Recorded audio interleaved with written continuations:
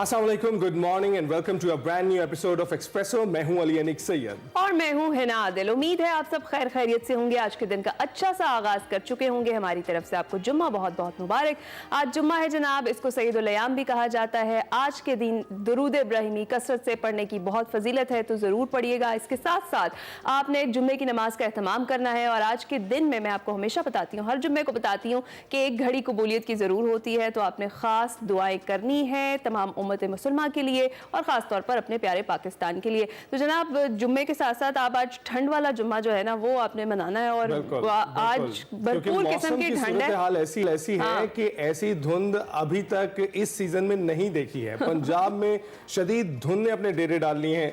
Motorway मुख्तलिफ मकामात से बंद है। Motorway M2, M3, M4, M5 और M11 धुंध की बाइस बंद है। और M2 लाहौर से कोट मोमिन, M3 अब्दुल हकीम तक बंद कर दी गई है। लाहौर से आलकोट मोटरवे पर भी धुंध की वजह से ट्रैफिक को रोक दिया गया है। और इस वजह से अगर आप लाहौर की बात करें तो आज है ना, मैं अपनी गाड़ी की जो हेडलाइट्स थी वो ऑन करके आया हूँ, क्योंकि इट्स नॉट नेसेसरी कि सिर्फ आप अपना ही ख्याल रखें।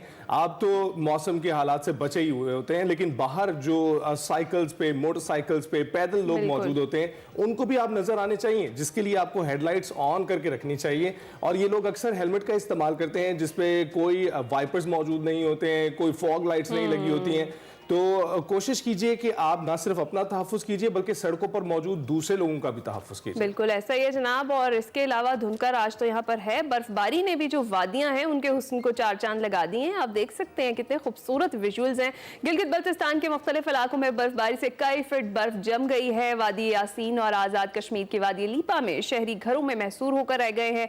वादी नीलम में मौसम सरमा की पहली बर्फबारी ने माहौल बना दिया है। और चित्राल, लवारी टनल, दीर लोयर, वादी कागान, नारान में भी बर्फबारी हुई है। तो जनाब अपने प्लान्स अकॉर्डिंगली कीजिएगा। और ये गिलगित के खूबसूरत मनाजिर हैं जो आप अपनी स्क्रीन पर देख सकते हैं, किस तरीके से बर्फबारी हुई है और वादियों के हुस्न को चार चांद लग गए इस बर्फ की वजह से। हाँ, और जनाब अगर आपने जाना है तो एहतियात से जाइएगा। हम आपको हमेशा बताते हैं, प्रेडिक्शंस चेक कर लीजिएगा और अपना खास ख्याल रखिएगा और इर्द गिर्द के लोगों का भी। ये तो जरा मौसम की धुंध है, सियासी धुंध भी कहीं ना कहीं छटना शुरू हो गई है। बड़ी खबर में जरा सियासत पर नजर डालते हैं।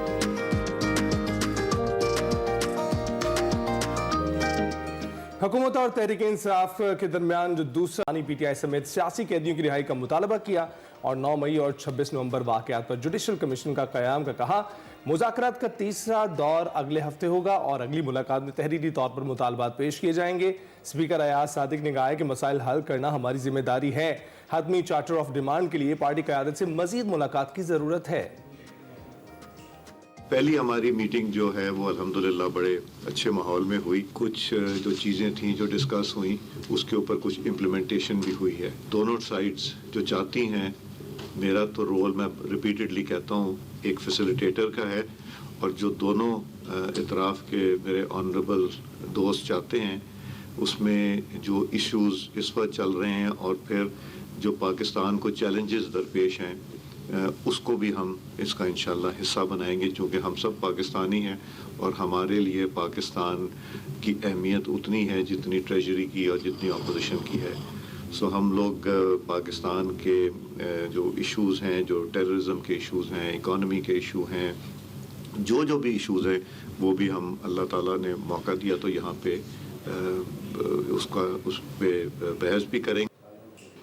और दूसरी जानिब वज़ीर आला KP अली अमीन गंडापुर ने सहाफ़ियों से गुफ्तगू की और उन्होंने कहा कि हमारे मुतालबात अगर माने गए तो मामलात खुश उसलूबी से हल होंगे। सियासी इस्तेहकाम तक मशत ठीक नहीं हो सकती। कमेटी बनना ही सबूत है कि मामलात ठीक करना चाहते हैं। अच्छी बात है, 9 मई के मुल्ज़िमान को रिहा किया गया। रियासत माँ जैसी होती है। खुली किताबें हैं तो खुल के बताएं, खुल के हमारी डिमांडें खुल के सामने आ चुकी हैं। हमारी वो डिमांडें अगर मानी जाएंगी तो इंशाल्लाह बातचीत चीज़ है जमहूरियत। जब मुल्क में जमहूरियत होगी तो जमहूरियत के बाद ही फिर मुल्क की मैशत भी ठीक होगी। तहरीरी तौर पे हमको ये दरख्वास्त तो देना नहीं है यहाँ पर कोई, अगर कोई बात होगी तो वो डॉक्यूमेंट शेयरिंग होगी दोनों तरफ से, और जो भी डॉक्यूमेंट शेयर होंगे तो इंशाल्लाह हम आपके सामने लाएंगे। पूरम के जो हालात है वो ऐसे नहीं है, ये पिछले 50 साल से इस तरह चल रहे थे और अल्हम्दुलिल्लाह हमें बहुत बड़ी कामयाबी हुई है। इमरान खान साहब ने बड़ा क्लैरिटी से बताया कि पाकिस्तान के लिए मुज़ाकरात कर रहे हैं और पाकिस्तान उनकी प्रायोरिटी है। तो जो भी फैसले होंगे जाहिर बात है इमरान खान की मर्जी से होंगे। रियासत माँ जैसी होती है, अली अमीन गंडापुर के इस बयान पर राना सनाउल्लाह का रद्द अमल भी सामने आया और राना सनाउल्लाह ने कहा कि जो अली अमीन गंडापुर है उन्होंने बहुत रेलिवेंट बातें की हैं। तो बर्फ पिघलती हुई कहीं ना कहीं नजर आ रही है। तहरीक इंसाफ ने हुकूमत से मुज़ाकरात के अगले दौर से कबल बानी पीटीआई से मुलाकात का कहा है और हुकूमत बानी पीटीआई से मुलाकात के लिए पीटीआई कमेटी को सहूलत फराहम करेगी। इस पर बात करने के लिए हमारे साथ मौजूद हैं सीनियर तजज़ियाकार आमिर ज़िया साहब। आमिर साहब, बहुत शुक्रिया हमें ज्वाइन करने के लिए। जनाब बहुत शुक्रिया। सर, ये बताइएगा कि बिल्कुल ठीक ठाक, उम्मीद है कि आप सर्दी से नवरदाज माँ होंगे अच्छे तरीके से। ये बताइएगा, दूसरा दौर मुकम्मल हो चुका है, लेकिन जैसे प्रिडिक्ट किया जा रहा था और सभी ये कह रहे थे कि इस दौर में, इस बैठक में कुछ मुमकिन नहीं हो पाएगा, वही हुआ। आपको लगता है कि अब अगले हफ्ते जो तय की गई है तीसरी बैठक, उसमें कुछ नतीजा सामने आ सकेगा? क्योंकि इस बार तो ये बहाना किया गया है कि तहरीरी तौर पर कुछ सामने नहीं दिया गया।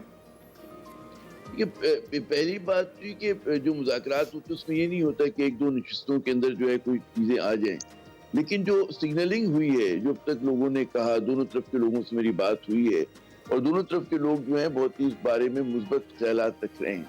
अच्छा, दिलचस्प बात ही कि आप याद करें, गालिबन आपके प्रोग्राम में भी तस्करा हुआ हो कि पहले लोग जब मुज़ाकरात की बात शुरू हुई थी तो लोग इतने उम्मीद नहीं थे और जो बड़े बड़े हमारे तजियाकार थे वो कह रहे थे कि हुकूमत के पास कुछ देने को नहीं है। लेकिन अभी तक ज़ाहिर है कि कोई ज़ाहिर चीज़ कॉन्क्रीट सामने तो नहीं आई, लेकिन जो मीटिंग के अंदरूनी हमने कहानी सुनी है उससे लग ये रहा है कि बहुत ही दोनों तरफ के जो रवैये हैं वो बहुत ही एक दूसरे के साथ जो है सपोर्टिव हैं। और इसमें जो हम कहते हैं ना कि मीडिया पे सियासी कुश्ती देखते हैं, पार्लियामान में सियासी कुश्ती देखते हैं दोनों फरीकों के दरमियान, वो कुश्ती आपको नजर नहीं आई। बकौल एक हमारे जिनसे मेरी बात हुई जो मीटिंग में थे, तो जी बड़े मुहज़्ज़ब अंदाज में, बड़े शाइस्ता अंदाज में पूरी गुफ्तगू हुई है।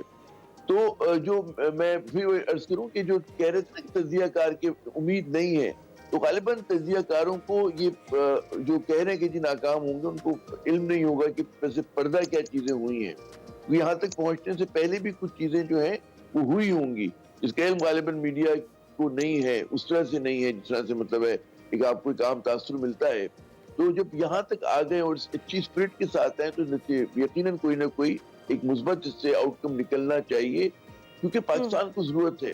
हम लोग पिछले आप समझिए ना 2.5 साल से सियासी एक मुश्किल में है, सियासी बंदगली में है, जिसमें बहुत बड़ी जमात, मकबूल जमात को बिल्कुल दीवार से लगा दिया गया है। तो अगर उसको उसका जो लेजिटिमेट पॉलिटिकल स्पेस मिलता है और उसके खिलाफ जो एक पॉलिटिकल मुकदमात हैं कि मतलब सैकड़ों मुकदमात हैं, दर्जनों मुकदमात उसके लीडर्स के खिलाफ, उन जाली मुकदमात का खात्मा होता है और जरा जो लेजिटिमेट किसी ने कोई जुर्म का इर्तिकाब किया उसका एहतसाब होना चाहिए।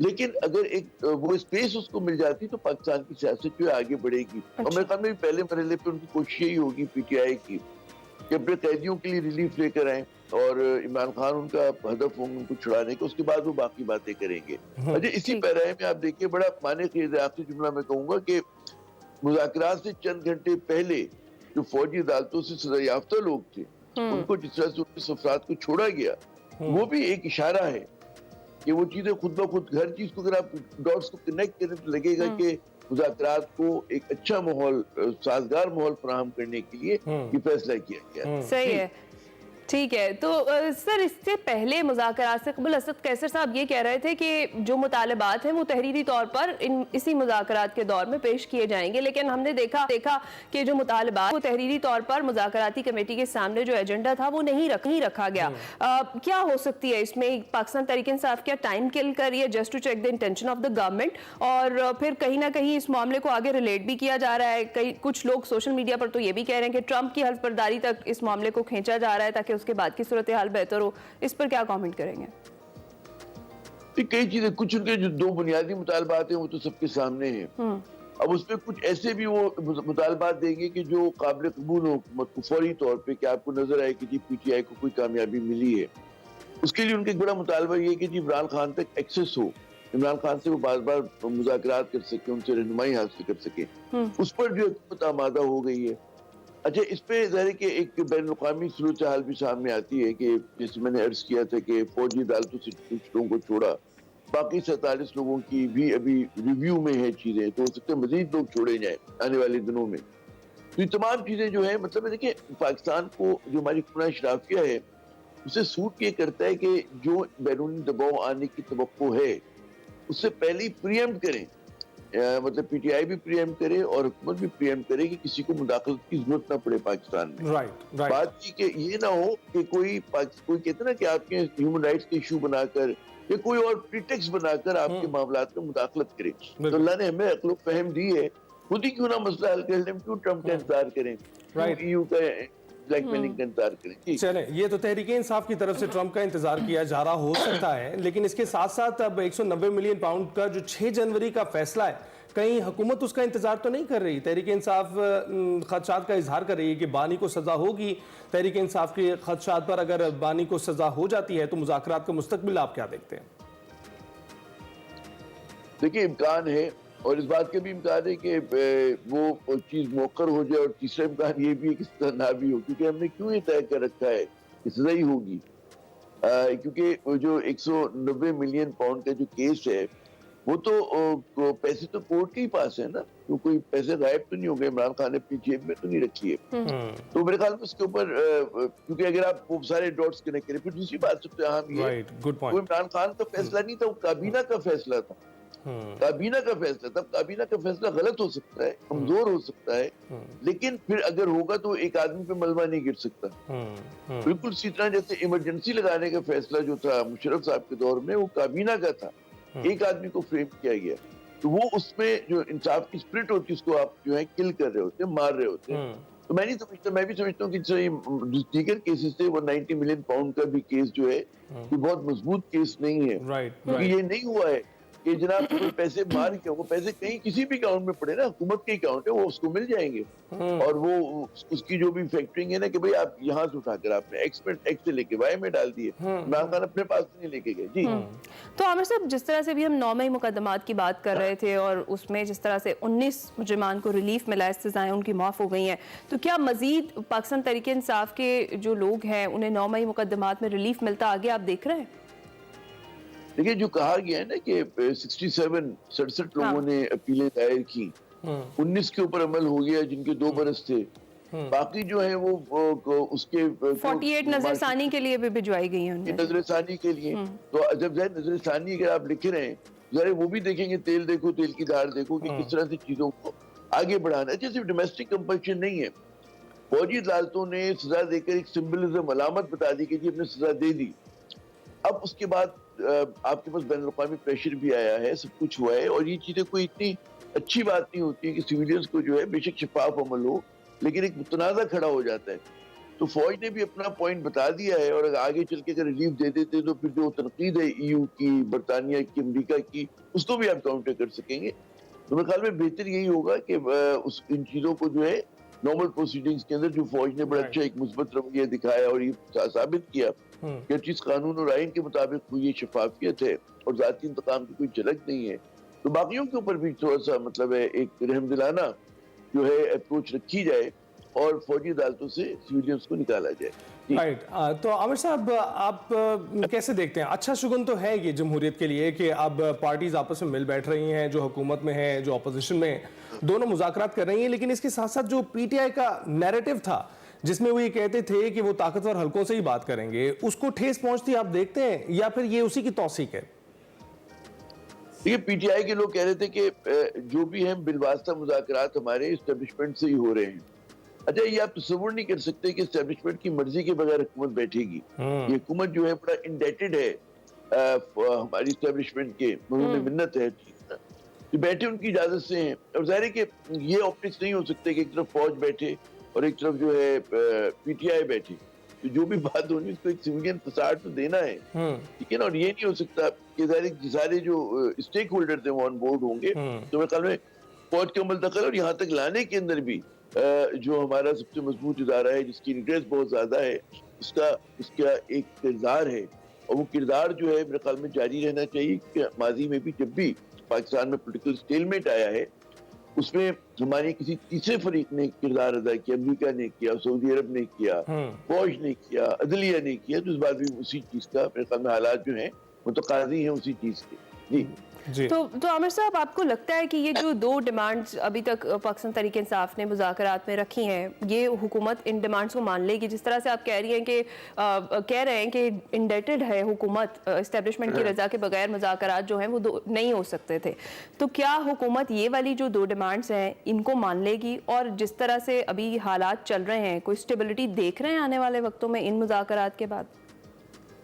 देखिए, इतना स्ट्रेट नहीं होती चीजें। ये नहीं हो सकता कि हुकूमत मान ले कि हम एकदम रिहा करें। अब होगा क्या कि अगर फर्ज करें, उसकी निशानियां ये होंगी कि जिन केसेस के अंदर जमानत हो रही है या जिन केसेस में बरी किया जा रहा है, उसको हुकूमत कॉन्टेस्ट नहीं करेगी आगे जाके। अच्छा, इशारा ये होगा ना। मैं इम्कानात की बात कर रहा हूँ कि ये इम्कान हो सकता है। दूसरे युग मजीद केसेस नहीं डाले जाएंगे भाई। जैसे इमरान खान पे मेरी आखिरी इत्तला थी, 188 केसेस थे। ज्यादातर केसेस उनकी जेल में डाले जाने के बाद बने ही, ठीक है ना। 188 केसेस बहुत होते हैं, और जाने वो कोई मतलब है, कोई सड़क छाप, कोई लफंगे तो है नहीं ना कि उन्होंने तोड़ फोड़ की हो, भला किया हो। बाज लोगों पे बाकायदा एक जमाने में लोग मजाक किया करते थे कि जी भैंस चोरी का मुकदमा दर्ज कर दिया गया। इस बार उमर अयूब साहब पे और लोगों पे मुझे खुद बता रहे थे कि जी वो मोटरसाइकिल चोरी केस से लेके फला केस भी है ना, उस तरह के केसेस है कि जो आप बईद नहीं करते लोगों से ना। तो हुकूमत को भी चाहिए कि जो एक जेन्युइन केस है वो रखे, और जो फ्लिमजी केसेस हैं उनको खत्म करे। तो ये भी एक, मैं कहता हूँ कि इशारे होंगे कि जिसके अंदर आपको लगेगा कि चीजें आगे बढ़ रही हैं, और पीटीआई को भी सुकून होगा, और पीटीआई के लोगों से एक कहते हैं ना मिलने की इजाजत होगी। ये नहीं होगा कि जी नाम लेना गुनाह हो गया टीवी के ऊपर, फला चीज हो गई। तो खुद ब खुद इंडिकेशन होंगे। लेकिन पाकिस्तान की सियासत में हिद्दत में कमी के लिए ये चीजें बहुत जरूरी हैं। जी बिल्कुल ठीक। मिर्जा साहब, बहुत बहुत शुक्रिया, आपने अपनी राय से आगाह किया, और देखते हैं उनकी किस करवट बैठता है। अगले हफ्ते फिर से मीटिंग होगी, तीसरी बैठक होगी, और उसमें फिर फरीकैन मिल बैठेंगे। ये एक अच्छा शगुन इसलिए भी है कि वो रहनुमा जो ताबड़तोड़ हमले करते थे एक दूसरे के ऊपर, आज जब वो बात कर रहे हैं तो उसमें नरमी दिखाई दे रही है, जमहूरियत दिखाई दे रही है, जो मुल्क के लिए बिलाशुबा बेहतर चीज है। ब्रेक के बाद हासिल होंगे। Welcome back to Expresso. जी, आपको बताएं कि शंदोर के बर्फानी मैदानों में नई तारीख रकम हो गई है। जी हाँ, 12,500 फीट बुलंदी पर पहली बार रिजर्व और चित्राल की टीमों के दरमियान आइस हॉकी का तारीखी मैच हुआ। शंदोर आइस हॉकी का फाइनल गिलगित बल्तिस्तान की टीम के नाम रहा, और अब शंदोर आइस स्पोर्ट्स चैलेंज मुकाबले इख्तिताम पजीर हो गए हैं। गिलगित बल्तिस्तान की टीम ने शंदोर आइस हॉकी का फाइनल जीत लिया है। फाइनल में चित्राल की टीम को 3 के मुकाबले में 4 गोल से शिकस्त हुई, और फाइनल मैच का फैसला पेनल्टी स्ट्रोक्स पर हुआ, और 3 हाफ में मैच 2-2 गोल से बराबर रहा। मजीद हम बात कर लेते हैं इस तारीखी मैच और शानदार जीत जो है इस पर। हमारे साथ हमारे कैप्टन ही मौजूद हैं। बिल्कुल, अजमत अली हमारे साथ मौजूद हैं। अजमत, बहुत शुक्रिया हमें ज्वाइन करने के लिए, आपको बहुत बहुत मुबारकबाद। ये बताइएगा, शंदोर में होने वाले ये पहले आइस हॉकी टूर्नामेंट में जीत पर आप कितने खुश हैं? बिस्मिल्लाहिर्रहमानिर्रहीम। सबसे पहले आपका बहुत शुक्रिया, आपने हमें इस शो पे इनवाइट किया। जी हाँ, बिल्कुल, कामयाबी पे इंसान बहुत ही ज़्यादा खुश होता है। तो हमारी जो कामयाबी थी, इसके पीछे एक रीज़न यही था कि मुसलसल कई सालों से हमारी जो पोलो टीम है वो शंदूर में हारती आ रही थी, और जो चित्राल की जो टीम थी वो हमारी रिवायती हरीफ रही है हर साल। तो हमारी जो खुशी है, इसी वजह से हमारी जो खुशी थी वो इस वजह से ज़्यादा थी एज़ कम्पेयर कर ले कोई दूसरे मैच। तो जो हमारे ओपोनेंट जो टीम थी चित्राल, वहाँ पे हमारे यार दोस्त थे, तो मैच बहुत ही अच्छा मैच हुआ हमारा। तो शुक्र अल्लाह का, हमारी टीम चैंपियन रही। ज़बरदस्त। हम आपकी कामयाबी पे खुश भी बहुत ज़्यादा है, और लेकिन जलस हो रहे हैं इस वक्त। जिस मौसम में बैठकर आप हमसे बात कर रहे हैं ना, हमारा दिल कर रहा है कि स्टूडियो छोड़कर हम वहाँ चले जाए। तो इस शंदूर जैसे बुलंद और इतने खूबसूरत मकाम पर जो इवेंट था, उसका एक्सपीरियंस आपका कैसा रहा? जी माशाल्लाह, शंदूर बहुत ही खूबसूरत है। हमने तो सुना था, लेकिन फ़र्स्ट टाइम हम गए वहाँ पे, तो माशाल्लाह हमने ख़ुद देखा शंदूर बहुत ही प्यारा है। तो उसकी खूबसूरती इतनी ज़्यादा थी कि हमें पता नहीं चला, हमारे अंदर इतना ज़्यादा एक्साइटमेंट था, तो उस वजह से हमें पता नहीं चला कि हम 12,000 की बुलंदी पे खेल रहे हैं। तो तजुर्बा हमें यही रहा कि नेक्स्ट जब हम इतने बुलंद तरीन जगह में अगर कोई आइस हॉकी जैसा कोई मैच खेले, तो वहाँ पे हमें ये पता चला कि हमारे एथलीट्स खेल सकते हैं। हमारे अंदर इतना स्टेमिना बिल्ड हुआ था कि हम वहाँ पे बिना कोई मसले, बिना कोई थकन के हम उधर आइस हॉकी जैसे मैच खेल सकते हैं। बिल्कुल। यहाँ मनाजिर तो बहुत अच्छे हैं इसमें, लेकिन इसके साथ साथ 12,000 फीट से बुलंद मुकाम पर खेलना, क्या किसी किस्म का खौफ या डर का एहसास होता है आपको? जी हाँ, बिल्कुल। जहाँ तक डर और खौफ की बात है, हर इंसान में किसी न चीज़ का खौफ होता है। तो हमें भी कुछ चीज़ों के खदशात थे, डर था, खौफ था हमारे दिल में। रास्ते का खौफ था, यहाँ से शंदूर तक किलोमीटर्स का रास्ता था और काफ़ी चीज़ें जिनमें हाइट, शंदूर इतनी बुलंदी पे वाक़ा है, तो इस चीज़ का डर था। और हमें हमारे जो लेजेंड्स पोलो प्लेयर या हमारे जो मैनेजमेंट है, उन्होंने कहा था कि वहाँ पे बंदे को सर में दर्द होता है और काफ़ी ब्लड प्रेशर का मसला होता है, तो इन चीज़ों का खदशा था, इससे हम थोड़ा डर रहे थे। इन चीज़ों से बलातर हो कि एक एथलीट के अंदर सबसे बड़ा जो खौफ या डर होता है वो है हार का डर। तो इस चीज़ में हम सारे एथलीट कंफ्यूज थे कि हम कहीं हार ना जाए ये मैच। तो हमने ये चीज़ अपने कंसर्न जो हमारे जो कोचेस थे, हमारा जो मैनेजमेंट था, उनके पास गए, उनसे कहा, तो उन्होंने हमें अप्रिशिएट कहा और हमें कहा कि आपने रिज़ल्ट का कोई टेंशन नहीं लेना है, आपने अपना 101% देना है, बाकी जो होगा अच्छा होगा। ज़बरदस्त, जो होगा अच्छा होगा। वैसे आपका अपना एक्सपीरियंस भी बड़ा ज़बरदस्त रहा और जिस तरीके से आपने शेयर किया, लेकिन ये जो हमारी स्क्रीन को खूबसूरत आपने बना दिया ना, लाइव बर्फबारी के जो मनाजिर हैं हमें दिखा के, ये बड़ा खूबसूरत लग रहा है सुबह सुबह उठ के देखते हुए।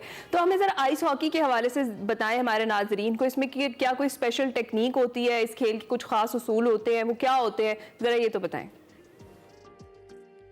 जी, उसूल और टेक्निक्स की बात की जाए तो हर गेम एक दूसरे गेम से मुख्तलिफ इसमें टेक्निक्स होते हैं। तो आइस हॉकी ये एक ऐसे जगह में खेला जाता है जहाँ पे सर्दी की नौबत ज़्यादा हो, ठंडे इलाकों में खेला जाता है ये गेम। स्पेशली पाकिस्तान में तो ये गिलगित बल्तिस्तान, चित्राल, कश्मीर में खेला जाता है। बाकी ऑल ओवर द वर्ल्ड की बात की जाए तो ये स्पेशली यूरोपियन कंट्रीज़ में खेला जाता है, कनाडा में खेला जाता है ये गेम। बाकी इसके टेक्निक्स जो है वो दूसरे गेम से बिल्कुल डिफरेंट है। सब पहले तो इसका जो ग्राउंड जो अरीना होता है वो 100 बाई 200 का एक अरीना होता है। उसके अंदर फिर फर्दर 3 जोन्स होते हैं। फर्स्ट जो जोन होगा उसे हम न्यूट्रल जोन कहेंगे, एक डिफेंसिव जोन और एक अटैकिंग जोन होगा। और जो एट अ टाइम एथलीट्स की जो नंबरिंग होगी वो 6 प्लेयर्स एट अ टाइम खेल सकते हैं। एक गोलकीपर होगा, 2 डिफेंडर्स होंगे और 3 स्ट्राइकर होंगे। और इसमें जो गेंद, जिस तरह फुटबॉल में फुटबॉल होता है गेंद एज़ा, तो इसमें हमारे पास जो गेंद होगा उसे हम पक कहेंगे, जो कि एक कंप्रेस रबर का बना होगा। और अच्छा। इसमें जो स्टिक होगी वो कार्बन प्लस कॉपर से बना होगा, फाइबर का बना होगा, जिसके अंदर बहुत ज़्यादा फ्लेक्सिबिलिटी होती है। तो इसमें ये है कि जो हमारे पास हॉकी स्टिक होगी वो एज़ कंपेयर जो इसका वेट जो होगा पक से थोड़ा कम होगा। तो इसमें थोड़ा टेक्निक्स की मदद से हम ये अच्छे से खेल सकते हैं। बाकी जो वेदर कंडीशन या जो आइस की कंडीशन के मुताबिक हम अपने स्केट्स जो होते हैं उसके नीचे एक ब्लेड लगा होता है जिसके एज होते हैं। एक आउटर एज होगा, एक इनर एज होगा। अगर हमारे पास आइस की कंडीशन ठीक नहीं है या इतना हार्ड नहीं है तो हम जो ग्रिप है उसको थोड़ा कम कर लेंगे और जो सॉफ्ट जो ग्रिप जो ब्लेड होगा हमारे पास उसकी मदद से खेलेंगे। राइट, आपने बताया कि गिलगित बल्तिस्तान में आइस हॉकी का भी बहुत टैलेंट है, फुटबॉल का भी बताया जाता है कि बहुत टैलेंट है। तो क्या आपको लगता है मकामी टैलेंट को पाकिस्तान को आलमी सतह पर भी मौका मिल रहा है भरपूर नुमाइंदगी का? जी हाँ, जहाँ तक टैलेंट की बात की जाए, गिलगित बल्तिस्तान और चित्राल में हर गेम में टैलेंट रखते हैं लड़के। तो फुटबॉल की बात की जाए तो गिलगित बल्तिस्तान में इतने मौक़े नहीं है एज़ कंपेयर कर ले हम इंटरनेशनल लेवल पे। हमारे पास कोई इंटरनेशनल ग्राउंड नहीं है, इंटरनेशनल लेवल का कोई कोचिंग नहीं है। और जो फुटबॉल फेडरेशन में बैठे हुए बंदे हैं वो अपने मनपसंद प्लेयर्स या एथलीट्स को हायर करते हैं। तो इसी वजह से इतना कोई फैसिलिटी नहीं मिल रहा है या इतना कोई प्रमोट नहीं हो रहा है फुटबॉल। जहाँ तक आइस हॉकी की बात की जाए तो ये एक न्यू बॉर्न गेम है जो गिलगित बल्तिस्तान और चित्राल में खेला जाता है। तो एज़ कंपेयर कर ले हम फुटबॉल, इसमें थोड़ा हमारे लिए इतना कोई मसला नहीं आ रहा, क्योंकि जीबी जो विंटर फेडरेशन है वो हमें काफ़ी हमारी मदद कर रही है। इसमें जो सेफ्टी इक्विपमेंट्स है वो हमें प्रोवाइड कर रहा है, छोटे इवेंट्स जो वो मुनक़िद करवा रहा है हर एरिया हर डिस्ट्रिक्ट में। तो इसमें भी हमें ये इश्यूज़ आ रहा है कि हमारे पास कोई एक इंटरनेशनल लेवल का एरिना नहीं है। हम दरिया के किनारे जाके छोटे छोटे ज़िलों में खेलते हैं, अपने आइस हॉकी के प्रैक्टिसेस करते हैं, तो इसी वजह से थोड़ा मसला हमें आ रहा है। हुकूमत पाकिस्तान और GB विंटर फेडरेशन से हमारी यही हमारी यही गुजारिश रहेगी कि वो हमारे लिए कोई एक इंटरनेशनल लेवल का एरिना प्रोवाइड कर ले, जहाँ पे हम अपने एथलीट्स को एक इंटरनेशनल रूल्स के थ्रू वहाँ पे उनको गेम सिखाए। बिल्कुल बिल्कुल, और मिलने चाहिए मौके भी, और जिस तरह की ज़रूरत है हेल्प की वो भी पहुंचनी चाहिए। अच्छा, मुझे ये बताएं, अभी आप जिस तरह से बता रहे थे कि आप मखसूस मकामात है जहाँ पर प्रैक्टिस करते हैं, कौन सी जगहों पर इसकी प्रैक्टिस की जाती है, कैसे की जाती है, और क्या कोई मखसूस बर्फ़ का सीज़न होता है जिसमें ये खेलते हैं आइस हॉकी? जी हाँ, बिल्कुल। गिलगित बल्तिस्तान और चित्राल में हमें जो विंटर सीज़न है इसका इंतज़ार करना पड़ता है, क्योंकि हमारे पास कोई आर्टिफिशियल कोई अरीना हमारे पास नहीं है जिसमें हम साल भर अपने प्रैक्टिस कर ले। तो इसीलिए हम विंटर्स का इंतज़ार करते हैं। इसमें हमारे पास सिर्फ 2 महीने का सीज़न होता है, 2 महीने के डेज़ होते हैं, इसके अंदर हम अपने प्रैक्टिसेस करते हैं। तो थ्रू आउट दी वर्ल्ड या जो बाहर के मुल्क हैं उनमें आर्टिफिशियल एरिनाज होते हैं जहाँ पे वो साल भर खेलते हैं। तो हुकूमत से हमारी यही दरख्वास्त रहेगी कि हमारे लिए एक आर्टिफिशियल अरीना बनाए, ताकि वहाँ पे हम अपने प्रैक्टिसेस कर ले और हम पाकिस्तान की टीम को इंटरनेशनल लेवल पे रिप्रेजेंट कर ले। अजमत, थैंक यू वेरी मच। हमसे बात की है और इस बात के दौरान हमें एहसास हो रहा था कि आपको कितनी ठंड महसूस हो रही है। हिम्मत है आपकी कि आप इसमें खेल भी खेलते हैं और फिर पाकिस्तान का लोहा भी मनवाते हैं। और एक जैसे अजमत ने बताया कि एक न्यू बॉर्न खेल है आइस हॉकी का, देर आए दुरुस्त आए, बहुत सी कंट्रीज में पहले से खेला जा रहा है, लेकिन अगर हमारे पास ऐसे अरीनाज बन सकते हैं तो क्यों नहीं। ब्रेक के बाद हाजिर होंगे। Welcome back to Expresso. जी, अब शामिल करेंगे सेगमेंट माइंड मैटर्स, जिसमें वकार अहमद मलिक आज बात कर रहे हैं कि बच्चों को डिवाइडेड नहीं प्रॉपर अटेंशन देनी चाहिए। तो आइए जानते हैं।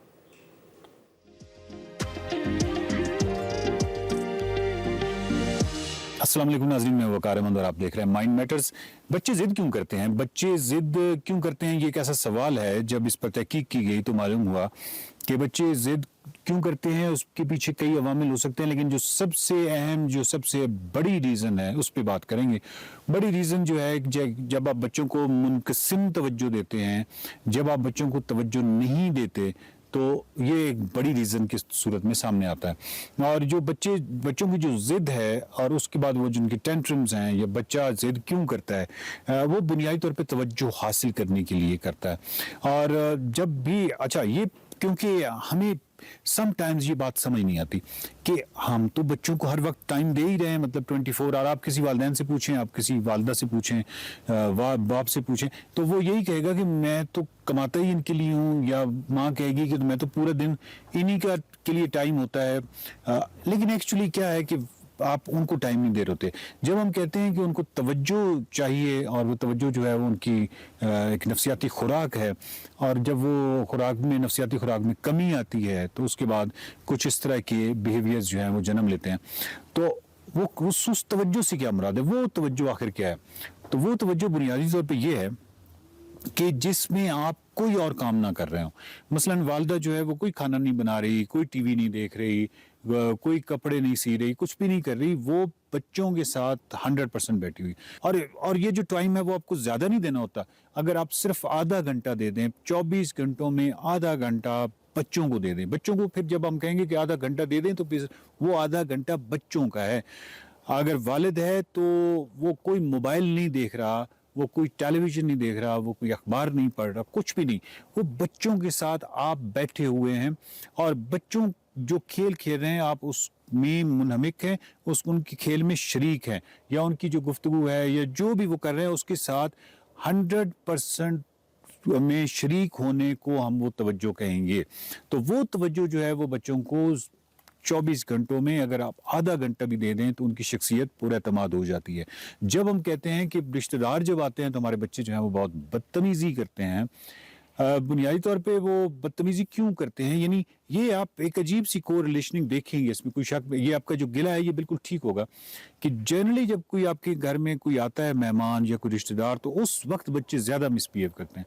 और उस वक्त इसलिए ज़्यादा हो जाता है ये क्योंकि अब उनकी नज़र में इस बात का इम्कान और कम हो गया कि आप उनको तवज्जो देंगे, क्योंकि अब तो रिश्तेदार आ गए हैं, यानी पहले ही वो तो तवज्जो की कमी का शिकार हैं, मज़ीद ये कि रिश्तेदार आ गए हैं या मेहमान आ गए हैं और अब आप उनसे बातें कर रहे हैं, मुकम्मल तौर पे के साथ उधर मुनहमिक हैं, तो उसकी वजह से बच्चा जो है वो लाशऊरी तौर पे एक थ्रेटन फील करता है कि अब तो तवज्जो मुकम्मल तौर पे मुझे नहीं मिल सकती, और ये उसकी एक लाशऊरी तौर पे ये काविश होती है जिसको हम अमूमी तौर पे बदतमीज़ी की ज़ुमरे में लेते हैं, मिसबिहेव की ज़ुमरे में लेते हैं। लेकिन अगर हम उसकी शख्सियत को पुरअतमाद करना चाहते हैं, यानी ये भी तो हो सकता है ना कि रिश्तेदार आएँ और बच्चों को कोई फ़र्क ना पड़े, वो अपना खेल रहे हों सुकून से, उनको कोई बदतमीज़ी करने की, वो तभी हो सकता है कि अगर उनकी शख्सियत पुरअतमाद हो।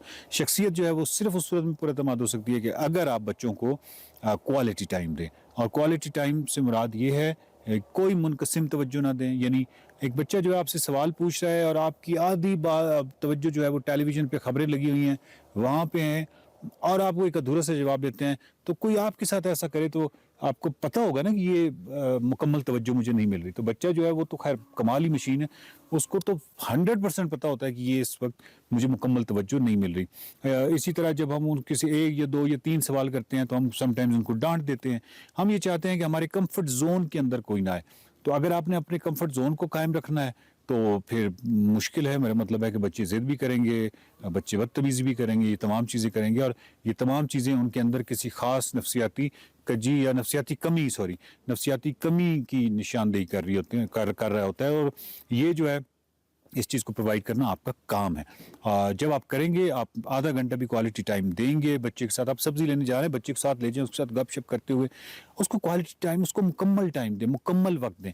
अगर आप मुकम्मल वक्त देंगे तो आप यकीन जानिए कि बच्चा जो है उनके अंदर ये जो इलामात हैं ये कम होना शुरू हो जाएंगी, वो शख्सियत भी पुरअतमाद होगी, और सबसे बढ़कर जो खूबसूरत चीज़ होगी कि उनका जो लर्निंग का जो मोमेंटम है, जो कि बहुत ही तेज़ होता है इस अर्ली जो चाइल्डहुड डेवलपमेंट है, तो उसके आगे कोई बैरियर्स नहीं आएंगे। उसकी जो लर्निंग है वो बहुत, लर्निंग का जो अमल है, सीखने का जो अमल है, वो एक खूबसूरती से, और सीखने का अमल सिर्फ एकेडमिक या वो नहीं है, मतलब बच्चा हर टाइम बहुत कुछ सीख रहा होता है, तो वो जो सीखने का अमल है वो उसका बहुत स्मूथली जो है वो जारी रहेगा। देखते रहिए mind matters.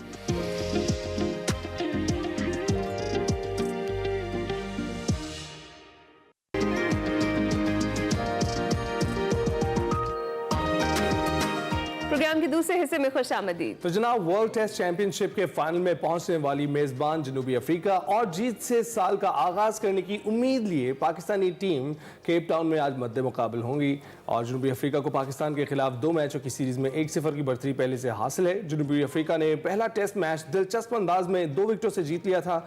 Batter Aiden Markram man of the match करार पाए थे। जनूबी अफ्रीका दूसरा टेस्ट मैच भी जीतने की कोशिश करेगा, जबकि पाकिस्तान ने इस टेस्ट सीरीज को बराबर करने के लिए दूसरा टेस्ट जीतने के लिए हर मुमकिन कोशिश करेगा। वाज़ेह रहे कि केप टाउन में खेले गए 4 टेस्ट मेजबान टीम जीत चुकी है, और पाकिस्तान ने अब तक जनूबी अफ्रीका में सिर्फ 2 टेस्ट जीते हैं, और आखिरी टेस्ट इंज़मामुल हक की कप्तानी में जनवरी 2007 में जीता था।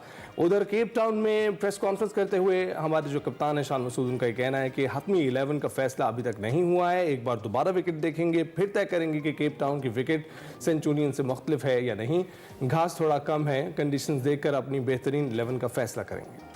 चलें जी, ये तो आपने शान मसूद की बात सुन ली है। अब जरा हम इस पर डिस्कशन करते हैं। सैयद मोहम्मद अवैस हमारे साथ मौजूद होंगे, और हमें ज्वाइन कर चुके हैं सलीम खालिक साहब, दोनों ही स्पोर्ट्स तज्जियाकार हैं। सबसे पहले तो जी अस्सलाम वालेकुम एंड गुड मॉर्निंग आप दोनों को। सलीम खालिक साहब, क्या लग रहा है, कंफ्यूज है पाकिस्तानी, प्लेइंग 11 का ऐलान ही नहीं कर रहे आज का क्या पिच की कंडीशंस देखकर ऐलान करने का कहा है शान मसूद ने? तो जी बिल्कुल कंफ्यूज हैं इस वजह से, जैसे आपने बताया प्लेइंग 11 का ऐलान नहीं किया, वरना तो 2 दिन पहले भी कर चुके हैं इसी टूर में 1 दिन, और अभी शायद ये सोच रहे हैं कि 4 पेसर्स के साथ ही उतरे मैदान में, मीर हमजा को लेफ्ट आर्म को खिलाएं या स्पिनर को खिलाएं, देखिए एक दिन पहले, शान से पहले सलमान अली आगा ने प्रेस कॉन्फ्रेंस की थी, उसमें उन्होंने बोला था पिच से स्पिन को मदद मिल सकती है। और कल जो शान की बात है, थोड़ा बहुत उन्होंने भी इस तरह का बोला। हालांकि यही केप टाउन है, यहाँ पिछले साल इंडिया ने साउथ अफ्रीका को 55 रन पे आउट किया था। पहली इनिंग में सिराज ने 6 आउट किए थे, दूसरी इनिंग में बुमराह ने, और इंडिया ने मैच जीत लिया था। यानी पिच तो रिवायती तौर पर ऐसी है, तेज पिच है। और मुझे कल किसी ने बताया था कि शोएब अख्तर ने भी कोई ऐसा स्टेटमेंट दिया है कि भाई ये तो सेंचुरियन से भी खतरनाक पिच है। तो अब देखते हैं, मेरे ख्याल में शायद 4 पेसर्स के साथ ही पाकिस्तान मैदान में उतरेगा, लेकिन पहले बैटिंग ना आए, बस हमें ये दुआ करनी चाहिए। और टॉस का हमेशा की तरह बड़ा इम्पोर्टेंट रोल होगा। और पाकिस्तान ने पहला मैच तो चलो फाइट तो अच्छी की थी, लेकिन अब बहुत हो गया, फाइट अच्छी की, हार गए, अब जीतना भी चाहिए। बिल्कुल बिल्कुल, और एक मेरे नए दिल की माइंडसेट बात के किया। साथ जो है आपको उतरना चाहिए नए मैच के लिए। तो अवैस, आप क्या सोचते हैं, ये जो एकदम से किसी हद तक टीम तय पा चुकी थी और अब रोका गया है, दोबारा टीम का ऐलान किया जाएगा, तो आपको लगता है जनूबी अफ्रीका में जो 3 तब्दीलियां आई हैं, ये उसकी वजह से हो सकता है कि कौन से खिलाड़ी सामने खेलने वाले हैं पिच को देखने की बजाय? देखें, अगर इससे पहले आप बात करें साउथ अफ्रीका में जो टेस्ट मैच सीरीज किया, स्पेसिफिकली केप टाउन की अगर आप बात करें, केप टाउन की विकेट के ऊपर पाकिस्तान ने जो 4 मैचेस पिछले खेले हैं, चारों की शिकस्त उनको हुई है। ये थोड़ा सा ट्रेडिशनली केप टाउन की जो विकेट है ये different as compare to South Africa wickets की बात करते हैं, जहां पर आपको पता है पेस और बाउंस आपको नजर आता है। यहाँ पर ये मौसम क्योंकि थोड़ा डिफरेंट है, यहाँ बारिशें कम होती हैं, लाइवली ग्रास होता नहीं है, टर्निंग ट्रैक है। बड़ा एक मेरे लिए भी सरप्राइजिंग होता है, क्योंकि जब आप बात करते हैं साउथ अफ्रीका की, आपको बाउंसी विकेट्स ज्यादा नजर आती हैं, लेकिन ये टर्निंग ट्रैक है, यहाँ पर स्पिन को ज्यादा फैसिलिटेट करता है। लेकिन देखने वाली बात है कि ये विकेट कैसे तैयार की जाएगी। बेशक वो फाइनल्स के लिए क्वालिफाई कर चुके हैं, लेकिन उनकी पूरी कोशिश होगी कि वो स्ट्रॉन्ग पाकिस्तान टीम के ऊपर आए। अब पाकिस्तान टीम का थोड़ा सा अगर मैं मौजना करूं इस पूरे टेस्ट मैच के अंदर, जो पिछला हम खेले हैं, सबसे बड़ा जो इस वक्त आपको पता है जिम्मेदारी हो, चाहे प्रेशर सिचुएशन की बात करें, वो आपके उसके ऊपर है, शान मसूद के ऊपर है, क्योंकि कंटिन्यूसली मैं कहूंगा कि वो फ्लॉप हो रहे हैं as a batting, as a batsman और एज अ कैप्टन की अगर आप बात करें। बैटिंग ऑर्डर के अंदर मुझे पता है कि शान मसूद ने पूरी जिंदगी काउंटी क्रिकेट हो जाए, चाहे यूबीएल के लिए जब फर्स्ट क्लास खेलते हुए आए, वो ओपन करते रहे हैं। पहले वो मिडिल ऑर्डर में खेल रहे थे पाकिस्तान के लिए, मुझे लगा शायद पोजीशन ठीक नहीं है, उनको ओपन करवाना चाहिए, लेकिन रिलैक्स पोजीशन में नजर नहीं आए। कप्तानी में जो सबसे बड़ा फ्लॉ मुझे कप्तानी में आज भी उनका नजर आता है, वो कहीं ना कहीं गुम हो जाते हैं। आप उनको अगर आप उनके फेस से रीड करें तो एक्सप्रेशन से लगता है कि गुम हो चुके हैं, वो हाजिर नहीं है टीम के अंदर। आप बात करते हैं इस वक्त, आप टीम की ओवरऑल बात करें परफॉर्मेंसेस की, तो जहां पर आपके पास इस वक्त व्हाइट बॉल का कप्तान बैठा हुआ है, एक्स कप्तान भी बैठा हुआ है, तो डिस्कशन कोई बुरी चीज नहीं होती जब आप कंसल्टेशन इसमें करते हैं, बात करते हैं एक दूसरे के साथ कि यार क्या इश्यू है, क्या मुश्किलात है, लेकिन आपने बात ही नहीं करनी है। और सबसे बड़ा जो फ्लॉ मुझे नजर आता था हमेशा, चाहे वो बाबर आजम की कप्तानी में हो, चाहे शान मसूद की कप्तानी में हो, जिस वक्त एक बॉलर जब पिट रहा होता है तो उसको सबसे ज्यादा जो भरोसा और सबसे ज्यादा रिलैक्सेशन पोजीशन होती है वो होती है अपने कप्तान की, कि वो आके उससे बात करता है, उसको थोड़ा सा अपना रिलैक्स करता है। मैंने वो चीज देखी नहीं है, कोऑर्डिनेशन नहीं है ये चीज। तो रिजवान की कप्तानी में ये बात है? सॉरी क्या कह रहे हैं? रिजवान की कप्तानी में क्या ये बात है? जी रिजवान की कप्तानी में तो ये बात है, क्योंकि रिजवान ने जिस तरीके से परफॉर्मेंस अपना पूरे इस टूर्नामेंट के अंदर, स्पेसिफिकली अगर आप बात करें ओडीआई क्रिकेट की, आप बात करें T20 की, मुझे थोड़ा सा रिजवान का ये लगा जरूर है कि एटलीस्ट फील्ड को बिजी रखते हैं। आपने देखा होगा कि विकेट कीपिंग के अंदर बात कर रहे होते हैं, बॉलर्स के साथ बात कर रहे होते हैं, रिलैक्स पोजीशन में बात करते हैं। लेकिन मसला दो है, मैं फिर इस चीज को रिपीट करूंगा, जब ऐसा कप्तान, याद रखिएगा हमेशा, जब आपकी खुद की इंडिविजुअल परफॉर्मेंस ना हो और कलेक्टिवली जब आप टीम मीटिंग्स में बैठते हो, क्योंकि टीम मीटिंग्स ऐसे नहीं होती कि पूरी की पूरी टीम बैठी हुई और आप बात कर रहे हो, तो जब मैच स्केड्यूल के हिसाब से, क्योंकि पहले ओपनर्स बैठते हैं, मिडिल ऑर्डर का बैट्समैन बैठता है, उनको एक अपना रोड मैप दिया जाता है, रोड मैप के आपने क्या करना, उसमें कप्तान हर चीज में बैठता है, वो ज्यादा बात नहीं करता, उसको डर इस चीज का लगा रहता है कि यार अगर मैं बात करूंगा कि ये ना प्रेशर कुकर फटे हुआ अगला कि भाई तेरी परफॉर्मेंस आती है, ये चीज लगी रहती, नेचुरल साइकी है। लेकिन शान को लिटरली मैं आज भी एक्सपेक्ट करता हूं कि अल्लाह करे वो अच्छा परफॉर्म करें, अच्छा प्रोस्पेक्ट जरूर नहीं है, लेकिन जो उनकी परफॉर्मेंस है वो लिटरली, अब आपको पता है आहिस्ता आहिस्ता खबर उठने लग पड़ी है कि क्या वो डिजर्व करते हैं पाकिस्तान की कप्तानी या नहीं करते। ठीक है। अच्छा सलीम खालिक साहब, कुछ तब्दीलियां जो हैं वो एक्सपेक्ट की जा रही हैं हमारी टीम में भी, और जिस तरह से जनूबी अफ्रीका है उसने प्लेइंग 11 में 3 तब्दीलियां की हैं, केशव महाराज की वापसी होगी टीम में, और हमें यही कहा जा रहा है कि आमिर जमाल को ड्रॉप करके मीर हमजा को शायद खिलाया जाएगा। तो इसके पीछे आमिर जमाल की जो वो पिछली परफॉर्मेंस थी वही रीजन है, या पिच को देखते हुए डिसाइड किया गया है कि मीर हमजा उनसे ज्यादा अच्छा परफॉर्म कर पाएंगे? नहीं, ये जो आप बता रही इनिशियल ये रिपोर्ट थी कि ऐसा होगा, लेकिन जो शान मसूद ने बाद में प्रेस कॉन्फ्रेंस की उसमें उन्होंने आमिर की बड़ी तारीफ की, और जिस तरह से वो तारीफ कर रहे थे उससे यही लग रहा था कि शायद वो उनको खिलाएं, या वही बात कि अभी तक फैसला ही नहीं हुआ कि क्या करना है, स्पिनर को लेकर आना है या फिर पेसर को, एक मीर हमजा को लेकर आना है। तो देखिए, जब आप हार रहे हो और इस तरह की चीजें हो रही हो तो एक तरह से जहन में तो ये सवाल होता ही है। जिस तरह शान की कैप्टनसी पे अब सब सवाल उठने लगे हैं, हालांकि इन्हीं शान की कैप्टनसी पे इंग्लैंड को हमने हराया यहाँ पे, उस वक्त कहा गया कि चलो पिच ऐसी बनी। साउथ अफ्रीका में तो कितने बड़े बड़े कप्तान गए, कोई भी नहीं जीत पाया। हमें अपनी टीम की परफॉर्मेंस भी देखनी चाहिए ना, कि चलो ठीक है शान अच्छा नहीं परफॉर्म कर रहा तो बाकी टीम की परफॉर्मेंस भी अच्छी नहीं है। अगर हम देखें बैटिंग लाइन हमारी पिछले मैच में भी किस तरह से खेले, हमारे टॉप बैट्समैन किस तरह जा रहे हैं। शान का मसला ये है कि स्टार्ट अच्छा लेते हैं, उसके बाद वो आउट हो जाते हैं। और ये इंग्लैंड के खिलाफ एक सेंचुरी भी की थी उन्होंने, लेकिन बिल्कुल ठीक कह रहे हैं जो भाई हैं कि कंसिस्टेंसी होनी चाहिए। एक कैप्टन है, उसको एक ऐसे आगे बढ़कर ऐसा परफॉर्म करना चाहिए कि नजर आए।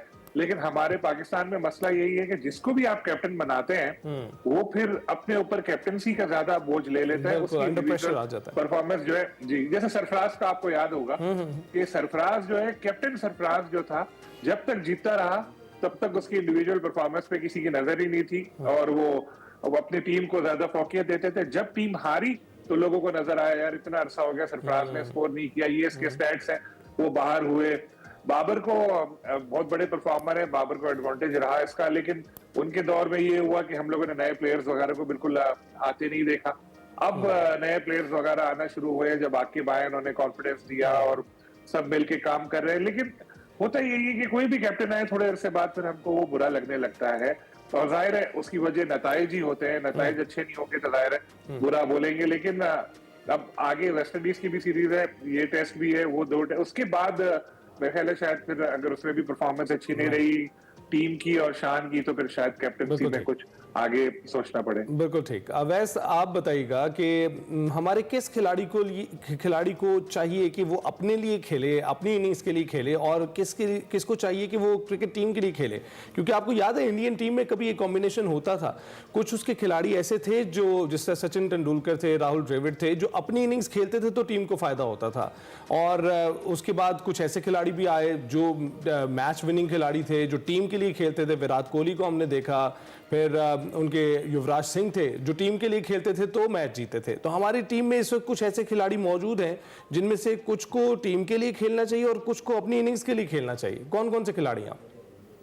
देखिए, पाकिस्तान टीम का सबसे बड़ा जो मसला है वो आपकी बैटिंग ऑर्डर का है। चाहे आप ओपनिंग डिपार्टमेंट की बात करें, अगर आप ओपनर्स की बात करें तो चलें, एक तो हिंद हमने अबूर किया। अगर आप इससे पहले देखें, जो इस टेस्ट मैच से पहले की बात कर रहा हूँ, 22 इनिंग्स थी या 21 इनिंग्स थी, उसके अंदर जो ओपनिंग स्टांस था किसी भी ओवरसीज टीम का यहाँ पर विजिट करने का, वो 16 या 17 रन का था। पाकिस्तान ने कम से कम उसको तो हिंसा को भूल गया, शायद 35 का किया था, 36 का किया था। जिस वक्त ऐसा ओपनर आप जाते हो हमेशा, तो ऐसा कैप्टन आपके दिमाग में एक चीज जरूर होती है कि आप दोनों चीजों को देखते हो, क्योंकि हमेशा कहते हैं ना रोटेट द स्ट्राइक बड़ी इंपॉर्टेंट होती है, लेकिन एक रोड मैप आप लेके जाते हो। साइम अयूब की बात करूं, वो है स्ट्राइकर, उसकी कोशिश होती है कि मैं तेज रन्स करूं, बाउंड्रीज जल्दी निकालूं, क्योंकि उस पर प्ले ऑफ डिमांड है, वही खेलेगा वो। अगर आप उसको चेंज करने जाओगे तो मैं बैठ के भी क्रिटिसाइज करूंगा, सलीम भाई हैं या आप, हम सब हैं, हम क्रिटिसाइज करेंगे यार वो आखिरकार क्या रहा है कि उसका पूरा का पूरा रोड मैप क्यों चेंज किया गया है। इसलिए कोशिश ये होती है कि आप साइम अयूब को अपनी नेचुरल गेम खेलने दो। ऐसे शान मसूद आपको ज्यादा पसंद है कि आप रोटेट द स्ट्राइक करो कि यार एक साइड से मैं बचाता हूं, तुम दूसरी साइड से अपना जाके अपनी नेचुरल गेम खेलो, यही रोड मैप आपका होता है। मिडिल ऑर्डर के अंदर आप बात करें, बाबर आजम, आपको पता है पिछली उन पे बहुत ज्यादा बात भी होती है, चाहे 2 सेकंड 3 सेकंड के लिए कैमरा लगे, कमेंटेटर्स भी बात करते हैं कितनी इंपॉर्टेंट विकेट है, लेकिन बहुत ज्यादा अभी आप कंसिस्टेंसी अगर आप देखो तो वो बड़े स्कोर नहीं कर पा रहे, जो कि बाबर आजम से एक्सपेक्टेड है सबको।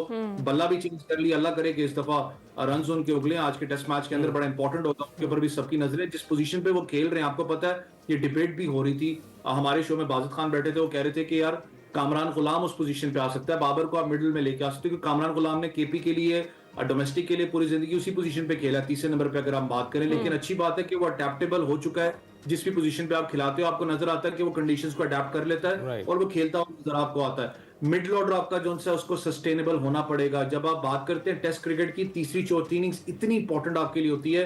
पाकिस्तान का जो ट्रैक रिकॉर्ड है वो हमेशा बड़ा बुरा रहा है हमारा, चाहे हमने स्कोर लक करना हो चाहे हमने चेस करना हो, हमारी टीम कहीं ना कहीं लड़खड़ा जाती है। लेकिन जो आपने बॉलिंग यूनिट की बात की थी, देखिए आप हंटिंग इन पेयर्स की बात करते हो हमेशा।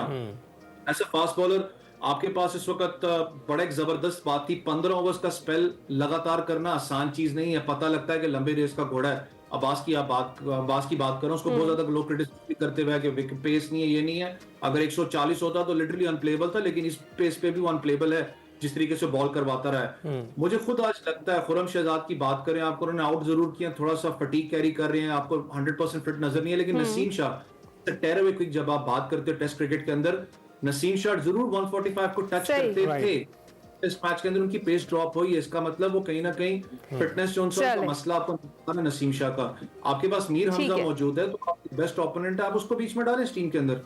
बिल्कुल ठीक है, बिल्कुल ठीक है। और जो आपको लगता है कंडीशंस के अकॉर्डिंग प्लेयर्स आपके खेलने वाले हैं, उनको टीम में होना चाहिए। आप दोनों का बहुत शुक्रिया जी। सैयद मोहम्मद उवैस हमारे साथ मौजूद थे, सलीम खालिक साहब। देखते हैं जी आज की क्या परफॉर्मेंस होती है बॉयज़ की। अभी हम छोटी सी ब्रेक पर जाएंगे, आपका हिम्मत जाएगा।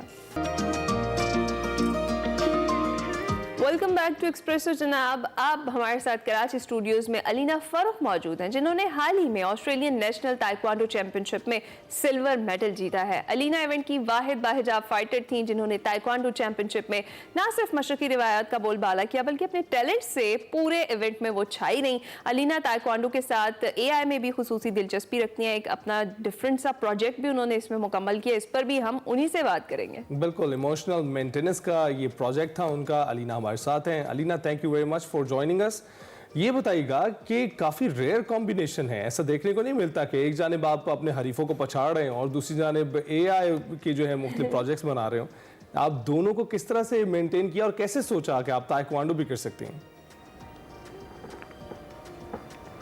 मुझे ऑर्गेनाइज करना थोड़ा सा मुश्किल है, लेकिन हो भी सकता है। तो मैं ज़्यादातर एकेडमिक स्कूल में कर लेती हूँ। जैसे ताइक्वांडो के बाद मैं 9 बजे 10 बजे घर आ जाती हूँ, और उस टाइम में मैं होमवर्क कर लेती हूँ, या कभी कभार सो जाती हूँ, फिर सुबह उठ के कर लेती हूँ, या स्कूल में लंच टाइम में मैं सारा होमवर्क कर लेती हूँ। और जो मेरे एक्स्ट्रा प्रोजेक्ट्स होते हैं, जैसे आर्ट्स और AI, जैसे आप अभी बोल रहे थे, मैं वो वीकेंड्स में कर लेती हूँ, स्पेयर टाइम में। तो दिस वे मैं सारे जो चीज़ें मुझे पसंद है मैं वो कर पाती हूँ। और ताइक्वांडो मुझे बचपन से पसंद है। अच्छा, तो आपने प्रोफेशनली कब से स्टार्ट किया ताइक्वांडो? प्रोफेशनली मैं 4 साल से ट्रेन कर रही हूँ, लेकिन 2 साल से मैं प्रॉपरली कंपटीशन कर रही हूँ। तो जो पहले 2 साल थे, मैं फोकस कर रही थी कि मैं बेल्ट्स पे रैंक अप कर रही हूँ। और फिर पिछले 2 साल मैं पहले साल में रेड बेल्ट डिवीजन में ट्रेन कर रही थी, और फिर इस साल मैं ब्लैक बेल्ट डिवीजन ट्रेन कर रही थी। तो पिछले साल मुझे ब्रॉन्ज मिला था, और 2024 में मुझे सिल्वर मिला था। क्या बात है, जबरदस्त। अच्छा, ये बताइए तालीम कहाँ से हासिल कर रही हैं और अभी क्या पढ़ रही हैं? अभी मैं पढ़ रही हूँ 12 में, तो इंशाल्लाह मेरा HSC होगा अक्टूबर में। मैं ऑस्ट्रेलिया में एक HR सिस्टम होता है, जिसमें 10 यूनिट्स ऑफ सब्जेक्ट्स करना पड़ता है। तो अभी मैं 11 कर रही हूँ। उसमें मैं मैथ एक्सटेंशन, इंग्लिश एक्सटेंशन, थोड़े से मुश्किल सब्जेक्ट्स कर रही हूँ, इसलिए मैं ताइक्वांडो में थोड़ा सा ब्रेक ले रही हूँ, लेकिन फिर भी मैं ट्रेन करूँगी कंटिन्यूसली। ज़बरदस्त, आप छाई हुई हैं। ज़बरदस्त। अच्छा, मुझे ये बताएं कि ये जितने आपके ताइक्वांडो कॉम्पिटिशन्स अभी तक हुए हैं, या जो रीसेंट मैच था उसका एक्सपीरियंस कैसा था, और सबसे ज़्यादा मेमोरेबल मोमेंट कौन सा था? एक्सपीरियंसेस बहुत स्ट्रेसफुल होता है बिगिनिंग में, ऑनेस्टली, लेकिन जब हो जाता है तो फिर मैं बहुत खुश होती हूँ कि मैं इतनी बहादुर थी कि मैं ये कर पाऊँ। और मेरा सबसे अच्छा मेमोरी था, मेरी एक दोस्त है, वो थोड़ी सी सीनियर है मुझसे, अभी वो यूनिवर्सिटी में पढ़ रही है, और ताइक्वांडो में वो सबको ट्रेन करती है। वो थोड़ी सी कोच है, लेकिन वो कम्पिटिटर भी है। तो मेरे कंपटीशन से पहले 18 पीपल थे, and she was so encouraging. She took such good care of me. Like, वो मुझे feedback दे रही थी और मुझे बहुत encourage कर रही थी, और she put her hand on my shoulder and she said, "You can do this. You never know what the result is." तो मैं यही सोच रही थी कि हर वक्त जब कोई मुश्किल चीज़ है तो फिर मैं सोच रही थी कि यू नेवर नो। अच्छा, वी डू नो कि जो स्पोर्ट्स हैं इट्स वेरी ग्लैमरस, और ग्लैमरस के साथ साथ जब भी हम तस्वीर में देखते हैं, वीडियोस में देखते हैं, इसके साथ साथ आप मेडल्स भी उसमें जीत के लेके आ रही हैं, तभी हम उस पर बात कर रहे हैं। पर स्क्रीन के पीछे बैठना, AI डेवलप करना, प्रोग्राम्स डेवलप करना, ये बहुत ज़्यादा ग्लैमरस नहीं दिखाई देता है। जब भी हम पिक्चर्स में भी अपने नाज़रीन को भी दिखाने की कोशिश करेंगे तो स्क्रीन पर बैठा हुआ एक शख्स जो है स्टैटिक नज़र आता है। तो दोनों चीज़ों में को आप कैसे इंजॉय करती हैं? क्या AI में ज़्यादा आपकी दिलचस्पी है, ताइक्वांडो अपनी सेहत को ठीक रखने के लिए करती हैं, या उसको आप परसू करेंगी बाकायदा एक प्रोफेशनल करियर के तौर पर भी? मुझे दोनों इक्वली पसंद है। मैं ताइक्वांडो फन के लिए करती हूँ और AI प्रोफेशनली करना चाहती हूँ। मैं इंशाल्लाह होपफुली मैं यूनिवर्सिटी में मैकेट्रॉनिक इंजीनियरिंग करना चाहती हूँ जिसमें रोबोटिक्स करते हैं, तो वो मेरा प्रोफेशनल गोल्स है। और मेरे जो स्पोर्ट गोल्स है वो ताइक्वांडो में ऑस्ट्रेलिया को रिप्रेजेंट करना, इंटरनेशनल्स में जाना, वो मेरे फ्यूचर गोल्स है। तो दोनों alongside each other, like they can exist alongside each other, they're not mutually exclusive. ज़बरदस्त। अच्छा, ये जो इमोशनल मेंटेनेंस इंटेलिजेंस AI जो आपने प्रोग्राम या प्रोजेक्ट था, इसकी ज़रा डिटेल तो बताएंगे। जो आपका रोबोट है या जो प्रोजेक्ट है, ये है क्या और ये इसके क्या फीचर्स हैं? So emotional maintenance intelligence, it's an acronym which is EMI, EMI.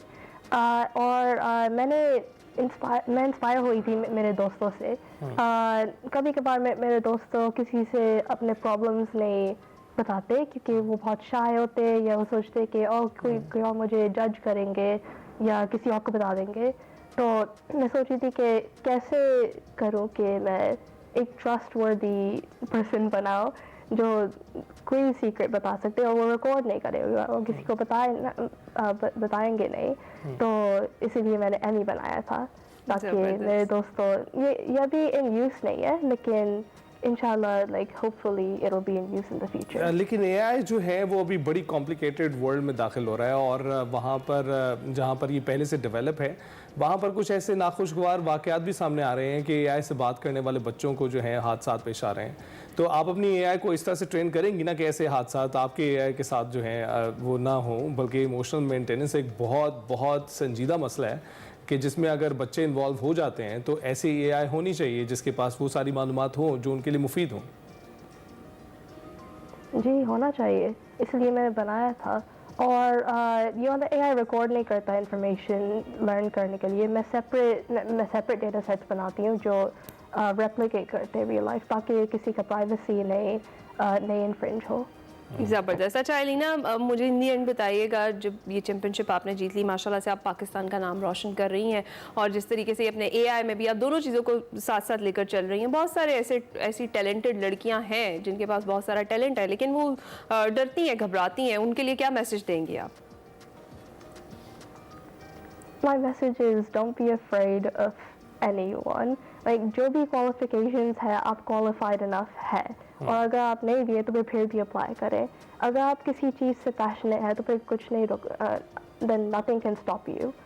तो यही है मेरा मैसेज कि don't be afraid of other people और be passionate about what you want to do. Be passionate about what you want to do because that will make you unstoppable. Thank you very much Alina हमसे बात करने के लिए। और अलीना जैसी ख़वातीन जज्बा देती हैं आपको कि आप आगे बढ़ते रहें, और बढ़ने के साथ साथ सिर्फ एक जहत में आप काम करके नहीं दिखा सकते बल्कि दोनों जहतें, जहाँ एक जानिब आप अपने हाथों का इस्तेमाल कर रहे हैं, दूसरी जानिब अपने ब्रेन्स का इस्तेमाल कर रहे हैं, तो दोनों सूरतों में आप आगे बढ़ सकते हैं। बात हासिल होगी।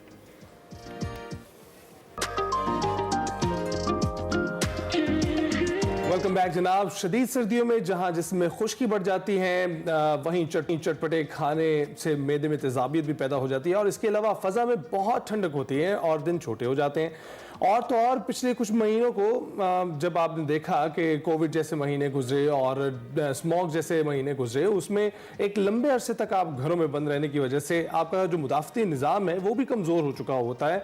तो ऐसे में सर्दियों के फल इंसानी जिस्म के लिए ख़ासे मुफीद साबित होते हैं। सर्दियों के फल विटामिन से भरपूर होते हैं जो कि एक इंतहाई अहम एंटीऑक्सीडेंट होता है। मज़ीद सर्दियों में कौन से फलों और मशरूबात का इस्तेमाल करना चाहिए, इस हवाले से बात कर लेते हैं। हमारे साथ हमारी गेस्ट मौजूद हैं। जी हाँ, हमारे साथ मौजूद है हमाला खान, माहिर ग़िज़ाइयत। अस्सलाम वालेकुम हमाला, कैसी हैं आप? अस्सलाम वालेकुम, आई एम गुड। अच्छा हमारा सबसे पहले तो बताएं कि कौन कौन से फ्रूट्स हैं जो विंटर्स में हमें खाने चाहिए, क्योंकि हमें ऑलरेडी ज़्यादा खाने को तो दिल नहीं करता है, विंटर्स में ऐसा होता है कि ज़्यादा खाया नहीं जाता, तो फ्रूट्स जो हैं वो कौन कौन से जो है वो मुफीद हैं? Thank you so much Nida, बड़ा इंपॉर्टेंट टॉपिक है क्योंकि सर्दियां जैसे ही आ जाती हैं तो लोगों का फलों और सब्जियों की तरफ ध्यान जो है वो थोड़ा सा कम भी हो जाता है और कुछ लोगों का बहुत ज्यादा भी हो जाता है। समटाइम्स हम लोग सर्दियों में कुछ ऐसी चीजों का इस्तेमाल कर रहे होते हैं जो कि हमारी सेहत के लिए उस तरह से मुफीद नहीं होती हैं। समटाइम्स हमें विटामिन डी नहीं मिल रहा होता, सनलाइट उस तरह से नहीं आ रही होती है, डिफरेंट फैक्टर्स जो होते हैं वो सर्दियों में हमारे फूड इनटेक को जो है वो डैमेज कर रहे होते हैं। अच्छा, इसमें सबसे पहले अगर बात की जाए फलों की, तो हमारे पास फलों का जो बादशाह सर्दियों में समझा जाता है वो है ऑरेंज, फ्रूटर और माल्टा। ये वाले जो 3 फल हैं जिनको बादशाह समझा जाता है सर्दियों का, इसका इस्तेमाल बहुत ज्यादा जरूरी है क्योंकि इसके अंदर हमारे पास 90% वाटर का कंटेंट मौजूद होता है। इन माल्टों के अंदर वाटर का कंटेंट इतना ज्यादा होता है कि सर्दियों में वो लोग जो पानी की कमी का शिकार रहते हैं वो अगर इस किस्म के फ्रूट्स की कंजम्पशन कर रहे हैं तो उनको वाटर जो है वो इजीली अवेलेबल होगा, क्योंकि हमारी बॉडी जो होती है वो 70% वाटर से मिलकर बनी हुई है। अब सर्दियों में आप देखेंगे कि लोगों के पानी पीने का रुझान जो है बहुत ज्यादा कम हो जाता है। ये भी बहुत बड़ा मसला है, प्यास ही नहीं लगती है और हम वाटर इनटेक करते ही नहीं उस तरीके से।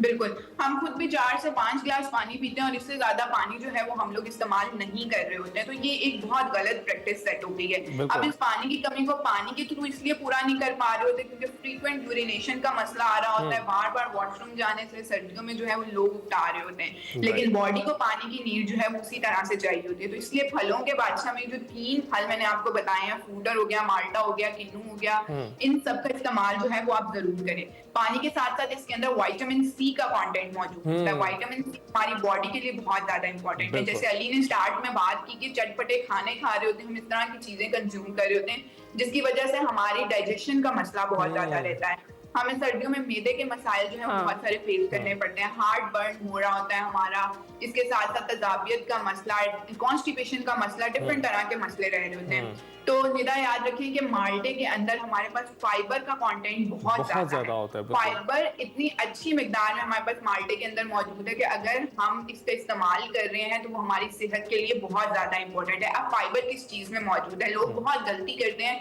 माल्टे के ऊपर लगा हुआ जो व्हाइट किस्म का वो थ्रेड टाइप फाइबर होता है उसको रिमूव आउट कर देते हैं। तो कोशिश करेंगे जब भी आप इस तरह की चीज इस्तेमाल कर रहे हैं तो वो बिल्कुल भी रिमूव आउट ना करें, वो एक्चुअली फाइबर है हमारे पास जो हमारी डाइजेशन को इम्प्रूव करने में बहुत इंपॉर्टेंट रोल प्ले कर रहा होता है। जबरदस्त। अच्छा, ये हमने बात की कि ये वाले जो फल हैं ये इस तरह से हमारे लिए इंपॉर्टेंट होते हैं, अल्टीमेटली डाइजेशन में भी हेल्प आउट कर रहे होते हैं। इसके साथ साथ अमरूद के अंदर विटामिन सी का बहुत इंपॉर्टेंट कंटेंट मौजूद है। अगर अमरूद का इस्तेमाल हम लोग कर रहे हैं तो अल्टीमेटली हमें विटामिन सी भी प्रोवाइड कर रहे हैं, बेतहाशा न्यूट्रिएंट्स उसके अंदर मौजूद हैं, सर्दियों में इजीली अवेलेबल भी है, जिसका इस्तेमाल हर इंसान इजीली कर भी सकता है। बीज के साथ इस्तेमाल करें, बीज के बगैर इस्तेमाल करें, लेकिन अमरूद का इस्तेमाल वो लोग जरूर करें जो माल्टों का इस्तेमाल नहीं करना चाहते। अच्छा, माल्टों की कंजम्पशन के हवाले से बता लूं, एक नॉर्मल इंडिविजुअल 2 से 4 माल्टे जो है वो एक डेली दिन में जो है वो कंज्यूम कर सकता है। ठीक है, डायबिटीज के पेशेंट्स इसको थोड़ा सा कम इस्तेमाल करें, बाकी सारे इंडिविजुअल कोलेस्ट्रॉल वाले जो पेशेंट्स हैं वो इसके इस्तेमाल ज्यादा करें, उनको हम समटाइम्स 4 से 5 ही रिकमेंड कर देते हैं